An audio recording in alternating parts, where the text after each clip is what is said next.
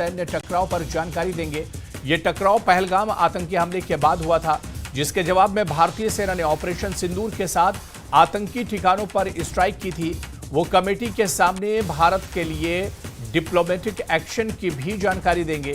शाम 4 बजे शशि थरूर के नेतृत्व में विदेश मामलों की स्टैंडिंग कमेटी की बैठक होगी। इसमें सभी पार्टियों के 31 सांसद मौजूद रहेंगे।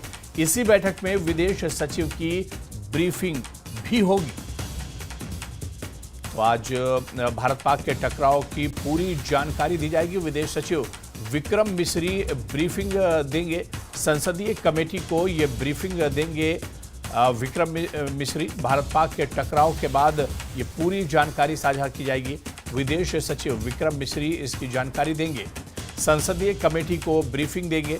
भारत पाक जो तनाव हुआ था उसके बाद के जो हालात बने थे, इस पर पूरी जानकारी आज स्टैंडिंग कमेटी के सामने दी जाएगी। विक्रम मिस्री पार्लियामानी कमेटी को ब्रीफ करेंगे। जो पिछले दिनों हालात बने थे पहलगाम आतंकी हमले के बाद, जिस तरह से टकराव बढ़ा था भारत और पाकिस्तान में, और उसके बाद फिर सीज फायर का समझौता हुआ था, तो ये पूरी जो हालात हैं इसकी जानकारी विक्रम मिस्री आज पार्लियामानी कमेटी के सामने एक तरह से रखेंगे। शाम 4 बजे बहुत अहम बैठक होने वाली है और इसी बैठक में विक्रम मिस्री संसदीय स्टैंडिंग जो कमेटी है उसे ब्रीफिंग करेंगे।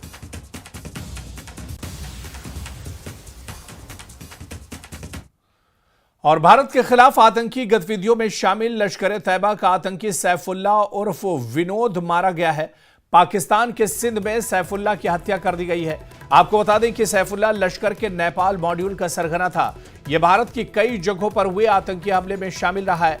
2006 में नागपुर में आरएसएस मुख्यालय पर हुए हमले, IISc बेंगलुरु में हुए आतंकी हमले के साथ रामपुर में सीआरपीएफ कैंप में हुए हमले में भी सैफुल्लाह शामिल रहा है। यह नेपाल में लश्कर तैयबा का पूरा मॉड्यूल संभालता था। इसका मुख्य काम लश्कर की आतंकवादी गतिविधियों के लिए कैडर और आर्थिक मदद मुहैया कराना था। पिछले काफी समय से यह नेपाल में लश्कर तैयबा का काम देख रहा था। सैफुल्लाह आतंकी सरगना नेपाल के रास्ते लश्कर के आतंकवादियों को भारत में घुसेड़ने का भी काम करता था।